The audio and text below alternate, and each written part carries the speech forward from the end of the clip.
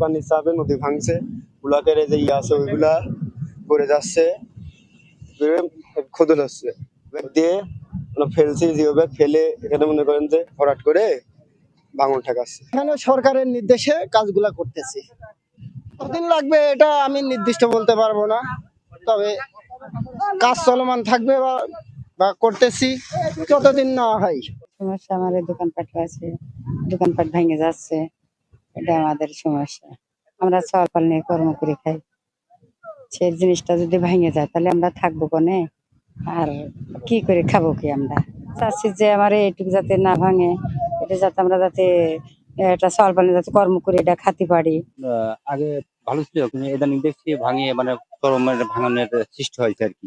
তো দেখছি এখন এই জিও ব্যাগ দিয়ে আর কি কাজ চলমান আর কি। আজ হোক খালি কেটে দিতে হবে, পাকা বাদ না দিলে তো এবার থাকবে না, এটা তো অস্থায়ী আর কি, স্থায়ী একটা কিছু করতে হবে। এখানে যে বাঁধ আছে, তো এই বাঁধটা যদি পাকা হতো আর কি, মনে করেন যে পাশে তো মন্দির প্লাস আমাদের পাশে শহর, তো এখানে মন্দির আছে, বিভিন্ন প্রতিষ্ঠান আছে, তো এটা পাকা হতো তাহলে মানে শহরের কোনো ঝুঁকি থাকতো না। এটা যদি সাপোজ ভেঙে যায় তাহলে তো শহরের দিকে ভাঙন হবে, সেক্ষেত্রে যদি পাকা করা যায় তাহলে নদী ভাঙন রোধ হবে।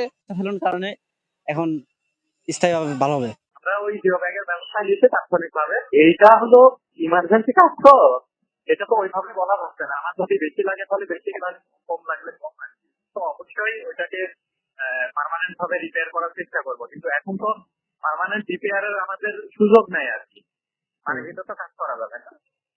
পরবর্তীতে আমরা পার্মানেন্ট রিপেয়ারে আমাদের উপর থেকে দেখা যাচ্ছে যে আমাদের 17-18 মিটার, আমরা যখন সার্ভে করলাম তখন প্রায় 25 মিটার মতো নিচেই ভাই সরে গেছে আর কি।